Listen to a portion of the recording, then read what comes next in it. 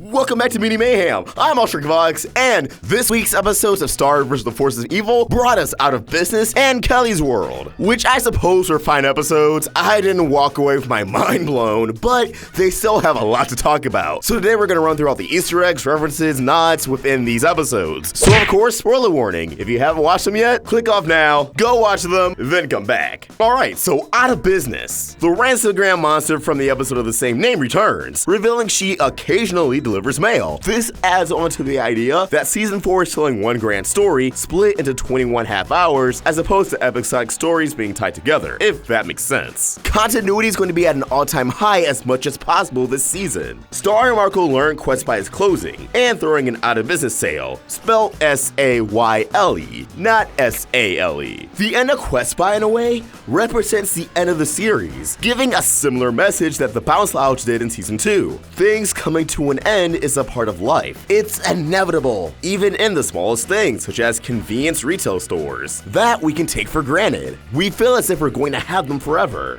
This giant, amazing thing we were introduced to in the beginning of the series is going to, quite literally, fade out of existence. It's no longer going to be in Star and Marco's lives. Much like how after May, the wonderful cast and Avengers of Star vs. the Forces of Evil will no longer be in our lives for brand new adventures. All we're going to have is our memories, and reruns, and fan art, and fan fiction. Although we learned in Get to the Card from Rastakor that there's more than one Quest Buy, so do what you will with that information and this analogy together. Despite celebrating the end of Quest Buy, Marco is brought to the urgent reality that he'll need 16 more wallets of the one he purchased in Get to the Card, with Star's Friends to the End gift card. The appearance of Marco's wallet creates kind of a silly continuity error, as the end of Get to the Card saw Marco get his wallet in Persian blue when he wanted plum. Although in Escape from the Pie Folk, it was plum, and now here, once more, it's Persian blue. Marco actually having his wallet must mean Monkey gave it back after the end of Escape from the Pie Folk, and didn't hold on to it like a cruel, hardened criminal. Monkey does have a heart. Shortly after,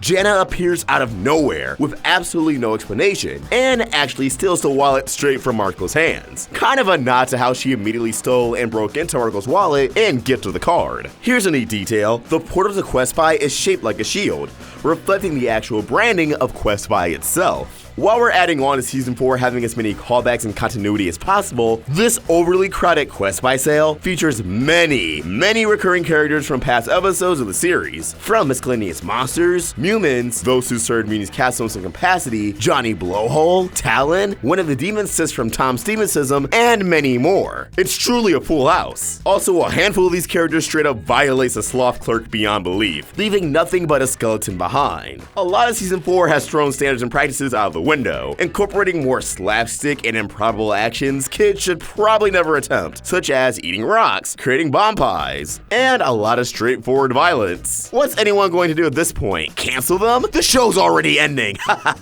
Once Star, Marco, and Jana are in the backstock inventory of Quest Buy, they find themselves suspiciously finding exactly what they want, only to discover that's the specialty of this inventory. I guess when someone asks, do you have any in the back? They must really do have some in the back. They just don't want to go through the effort of creating it for you. On that note, everything on how the inventory of Quest Buy functions, down to objects and materials manifesting out of a puff of cloud, is very reminiscent to Rose's room in Steven Universe, which allows Steven to create whatever he thinks of and desires, though some tasks can be too powerful and overload the room. But here, everything that's created seems to be real, whereas in Steven Universe, it's all fake, doesn't leave the room, and requires Steven's knowledge and relation to the object or person in question. One of Star's animated to life fantasies is a tiny animatronic band that's very similar to Alvin and the Chipmunks, down to how they sound. Another sloth clerk describes the function of this inventory as turning their needless desires into pointless realities. That, after a while, will turn their brains into mush, as they will have a need to hold on to these desires and ruin themselves. Much like how it has for everyone else being contained in these cages. This whole idea of needless desires into pointless realities is very much an existential concept that we as human beings find worth and happiness in things that don't have much value in the long run.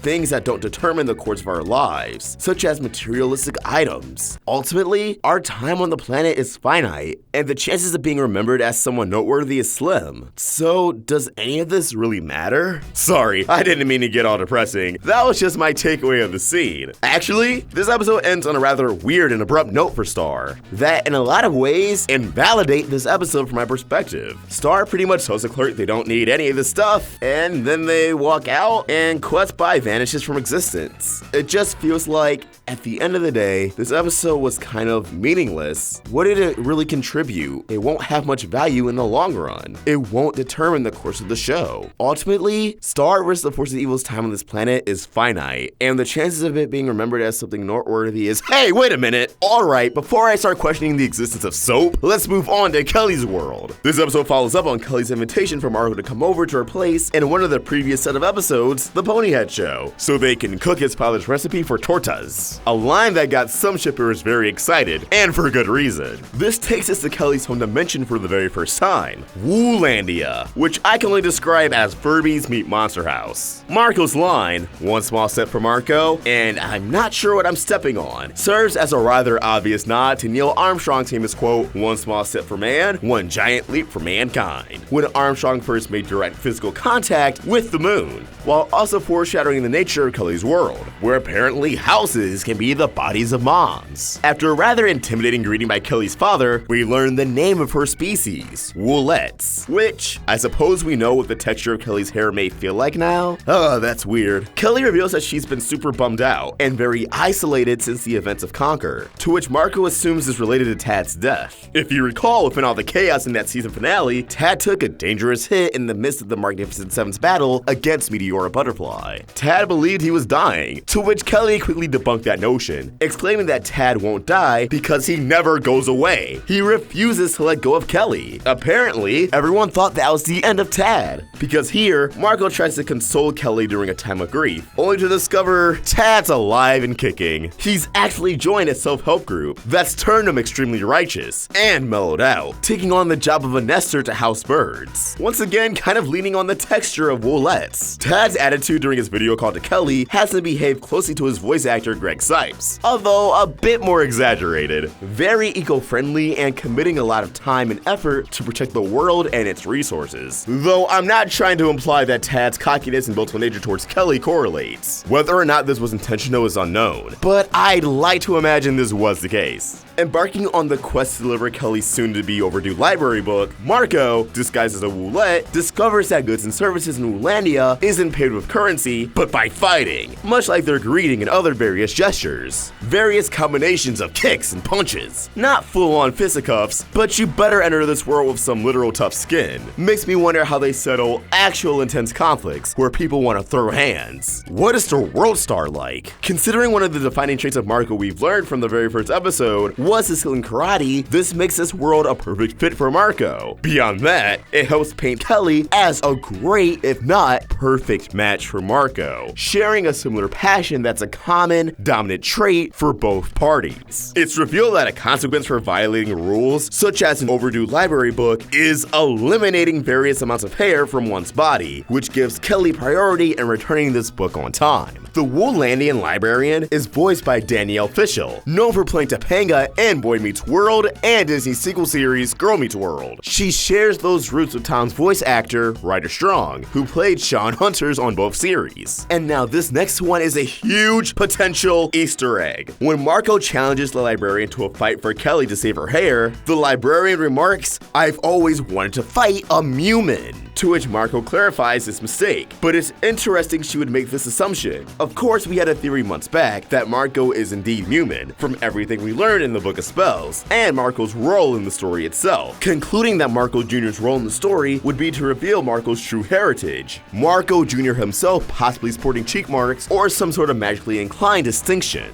Check that theory out if you haven't. But with this being the final season, foreshadowing and continuity being at an all-time high, you never know what to expect. This line stuck out to me way too strongly to just be written off as a quick gag, especially as it it wasn't really played for comedy. But moving on from some theory time, earlier in the episode, we learned from Kelly's Wulandian martial arts book that a duo would have to fight perfectly in sync with one another, which the two pull off flawlessly here, leaning on the fact that they may be more romantically compatible than other pairings from Marco or Kelly in the series. Unfortunately for many viewers, this does include Starco, but we'll touch on Curse of the Blood Moon very soon. Also, I just really enjoyed the fight scene in this episode. The storyboarding, the direction, the music, it was all very good stuff. I loved every single second of it, and I wish this show returned to fight scenes more frequently. Although between this and Swimsuit, Season 4 may go all out with the action, much like how Season 1 did. Now, Kelly and Marco freeze framing and calling out the attacks with their names is reminiscent of many anime and Japanese tokusatsu series, such as Super Sentai, aka Power Rangers. Marco and Kelly calling each other amazing at the end of their battle is actually a callback to the first episode of the series, where Marco and Star first fought together. Ooh, that's gotta hurt some people. And this episode ends on a sweet and interesting note. Marco and Kelly become breakup buddies, helping each other move on from their feelings from other people. And that when appropriate, they can kiss each other. 1, this feels like this could be a small callback to Smooch Buddies and Mr. Candle Cares in Season 2, which Marco claimed he and Star both were. And 2, this is kind of like Friends with Benefits on a show with a kid demographic. I'm not shaming it, it's just very interesting they're introducing that concept. Obviously, it's a real thing, but when do you ever see that on a Disney show? Without it being painted as, oh, we gotta keep this a secret, they could never know, our love could never be. But all in all, what did you guys think of these 2 episodes? Which one was your favorite? Let us know in the comments below, or tweet your thoughts at Roundtable Vids. And for my own thoughts, you can find me at OshrickFox. We're also on Instagram. Help the Roundtable grow by either becoming a member of this channel or supporting us over at Patreon. Link in the description. If you enjoyed this video, please throw it a like and subscribe to the Roundtable for more great cartoon content. Thank you for watching, and I hope you have an awesome day. OshrickFox, out.